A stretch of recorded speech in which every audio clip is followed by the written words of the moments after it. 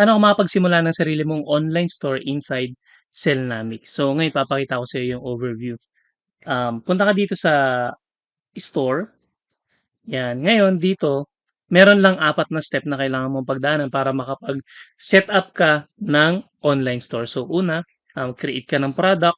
Pangalawa ay connect mo siya sa payment processor, puwedeng bank transfer, puwedeng, kung COD 'no, kung may gano'n kang option or puwede rin naman na, via PayPal, okey? And then dito naman ay add store details para mas maintindihan mabuti ng mga online visitor mo yung about do sa products na binebenta mo. And then of course yung shipping method 'no, kung binebenta mo ay, physical product.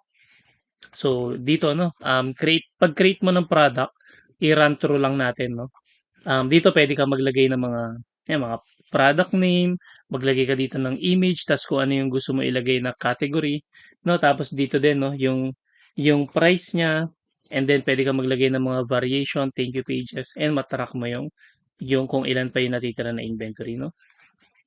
Then, pagdating naman natin dito merong mga ano na, merong mga pre-created na mga products. So, for example, eto, ayan, gawa na siya 'no. Of course, puwede mong i-delete 'to or puwede mong i-edit kung okey na sa'yo yung pagkaka-setup nito.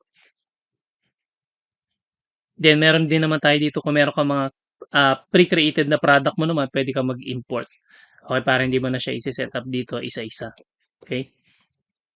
And then ngayon dito naman, na pagdating naman natin dito na edit store pages.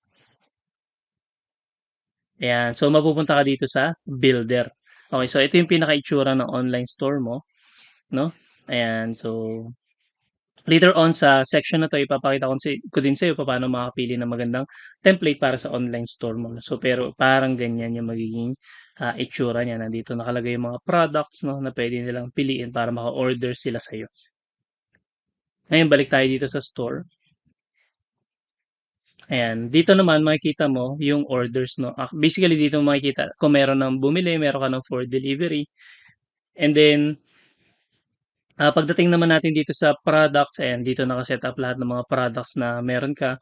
Kung meron kang subscription din naman, for example monthly magpapadala ka sa kanila ng product, puwede mo yang i-set up dito. Pag-uusapan din natin yan ano, in this section 'no. Kapag gusto mo rin magbigay ng discount, so for example ay, ilalagay lang nila sa online store mo itong mga ganito, depende sa setup mo, mabibigyan na sila ng, discount. Then meron din tayo dito, ano yung gusto mo na layout 'no, nung store. So click lang natin 'to.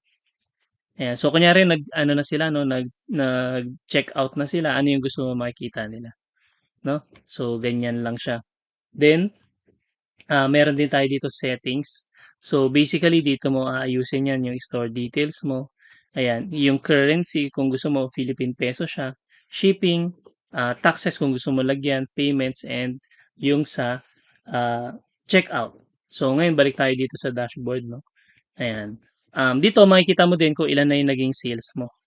'No, puwede mo siya i-set up dito kung for the last 7 days, for the last 14 days 'no, depende kung ano yung gusto mo or kung gusto mo for the whole store lang siya.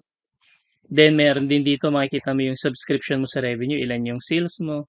Okey, kung meron kang sinet up na upsell, downsell para dun sa product dito mo makikita yun and top performers. Basically 'pag top performers yung pinakamabenta mo na product, um, top users 'no, kung sino yung tao na mahilig bumili ng product mo and top sources.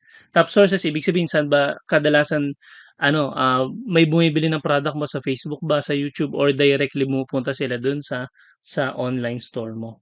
Okay, so ito yung overview para sa, online store and excited na ako na makapag-setup ka ng sarili mong online store and see you on our next video.